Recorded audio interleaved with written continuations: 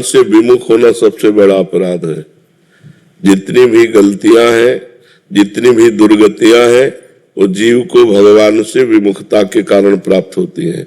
इसलिए हमें चाहिए कि भगवान की शरण में होकर शास्त्रों का स्वाध्याय करें, संतों का संग करें, खूब नाम जप करें और जीवन में एक एक मिनट सावधानी पूर्वक काटें। हमारी मन और इंद्रियों का प्रवाह भोगों की तरफ स्वतः है। जैसे पानी को कहीं छोड़ो, वो जहाँ ढलान होगी वहीं जाएगा नीचे, ऐसे ही मना खष्टान इंद्रियाणि प्रकृति स्थान कर सती। मन और इंद्रियां भोगों की तरफ हमारी जाती है, उनको परमात्मा की तरफ करना ही सन्मुख होना है। भगवान की सन्मुख हुआ जीव तो अनंत जन्मों की मलिनताओं का नाश करके भगवान उसको परम पद प्रदान करते हैं। एक मार्ग ये है और एक मार्ग है ब्रह्म ज्ञान। वो सबके बस की बात नहीं है, वो तो बहुत अच्छे कोई उच्च कोटि के मुमुक्ष साधक का मार्ग है। तो इसलिए सहज सरल भक्ति का जो मार्ग है उसके द्वारा हम भगवान की प्राप्ति का उपाय करें।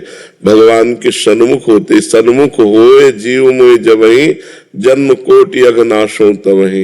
करोड़ों जन्मों के पाप भगवान नष्ट कर देते हैं जब जीव भगवान की शरण में होता है। इसलिए भगवान की शरण में हो और सत्संग सुनो। सत्संग से बुद्धि पवित्र होती है, बुद्धि में विवेक जागृत होता है और विवेक के द्वारा ही हम भोगों के राग का नाश कर सकते हैं। भोगों का राग यदि नष्ट नहीं हुआ तो सब पाखंड चलता रहता है।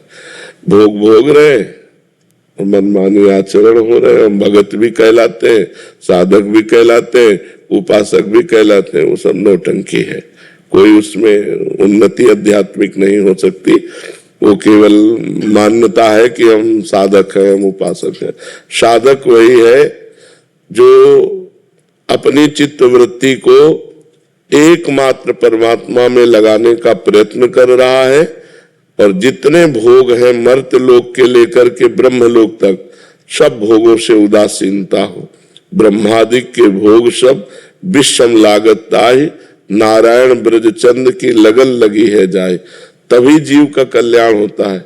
बहुत दुरंत माया है, दैवी है सागुणमयी मम माया दुरत्यया। दुरत्यया जल्दी तरने में नहीं आती है, जीव को फंसा के गिरा लेती है। मामे ये प्रपद्यन्ते माया में ताम तरंतिते।